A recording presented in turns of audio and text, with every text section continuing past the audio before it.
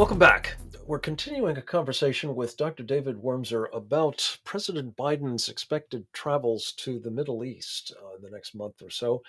He is indeed, we're advised, going to be visiting, in addition to Israel and the Palestinian areas, other parts of the Gulf, specifically Saudi Arabia and perhaps other destinations, um, with a message of America trying to help effect a lasting peace in the region. And David, I think for the reasons we were discussing, that doesn't seem terribly promising with respect to the Palestinians. Talk a bit about the policy approach that the administration has been taking towards Saudi Arabia, and whether, especially in light of the apparent desire to prevail upon the Saudis to pump more oil, that it's conducted itself to this point in a manner that's likely to induce the Saudis to be cooperative in that regard. Well, our Saudi policy is really grounded in two basic outlooks. One is the progressive outlook that you see gripping the Democratic Party, which is our foreign policy is essentially now the latest statue or 1619 project to sort of unravel the foundations of American global presence. Since it's not only anymore just attacking anybody who was Ronald Reagan's ally or America's ally or closely associated with the United States, it is really a wholesale attempt to dismantle our international global power structure. And Israel, of course, lies at the center. The Saudis lie at the center of that. So, on one side, there's a deep hatred of the Saudis as one of the main anchors of American policy. The other side is the perception that the Saudis, the Bahrainis, the UAE abandoned the Palestinians, Mm-hmm. and and they won't forgive them for essentially disproving the idea that has informed the Democratic Party foreign policy as a basically as an article of faith for the last 50 years, which is the Oslo framework or the two-state solution framework. Basically, the Arabs went ahead and made peace with Israel and started coordinating wonderfully. Their coordination, by the way, is related entirely to their perception of Israeli power Yes. and the absence of American power, the decline of American power. Right. So, America's trip to Saudi Arabia, Biden's trip to Saudi Arabia, he ostensibly is saying that he's going to try to craft together a security infrastructure to deal with the Iranian problem. The problem with that is two things. One is that infrastructure already exists, and the United Mm-hmm. States is trying to muddle it.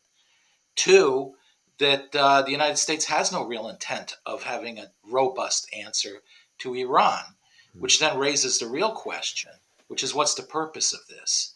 My sense, the purpose of this is to use the defense establishment in Israel's dependency or psychological dependency on the American alliance to paralyze them, to dangle in front of them the prospect of a robust NATO like regional structure to confront Iran so that Israel doesn't go it alone at the moment where Israel's now pretty much at the end of the line and has to go it alone if it wants to avoid an Iranian nuclear bomb.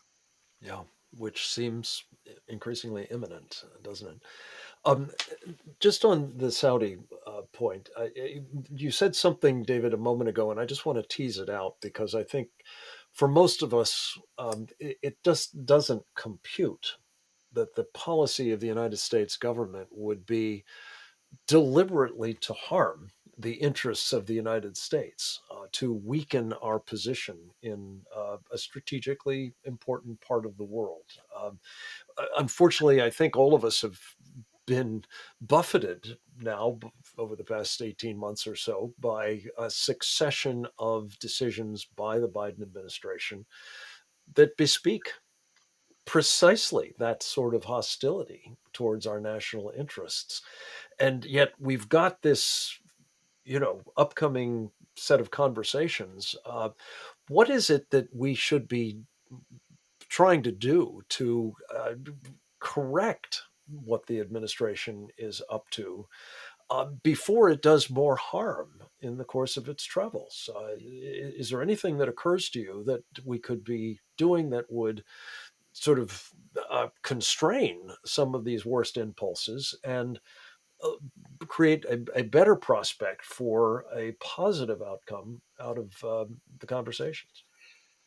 Well, I think the real goal right now has to be to stop bad things more than do Mm, good things. But Congress can play a very important role here, and I think at this point, even more than legislation, which is very important, but even more than legislation, I think hearings, because at the end of the day, politics is personnel.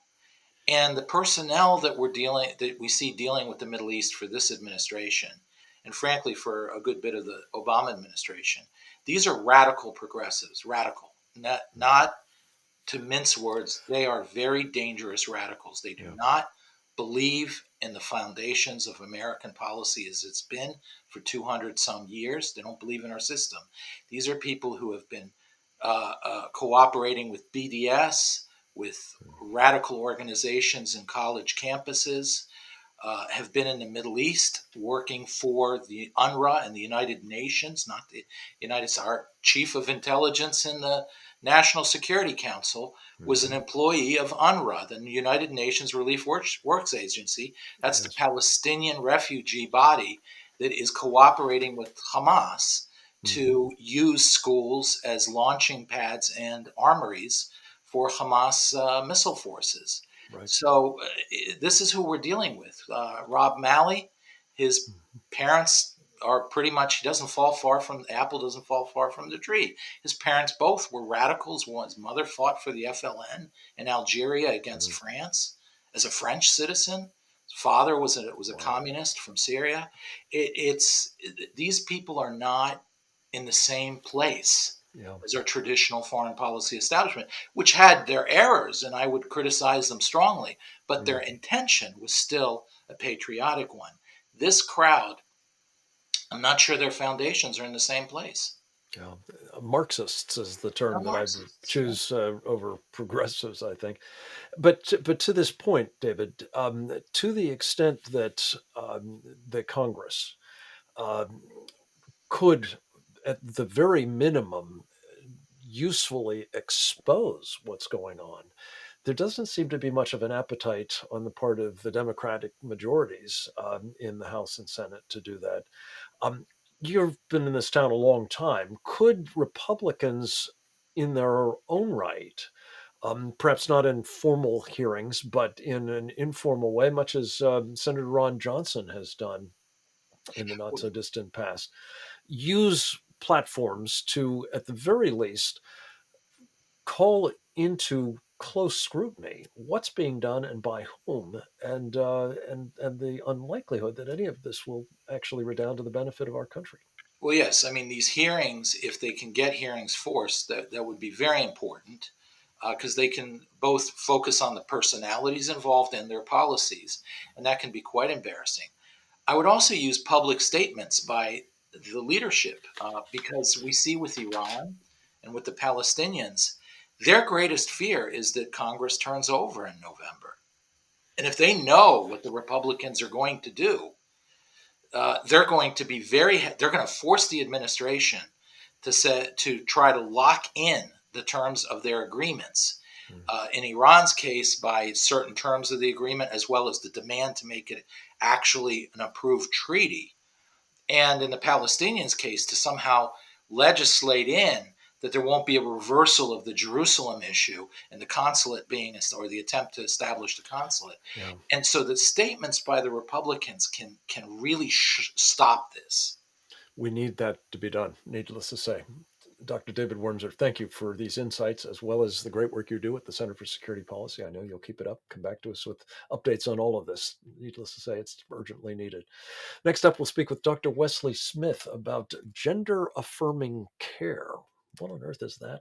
What does it mean for all of us? Straight ahead.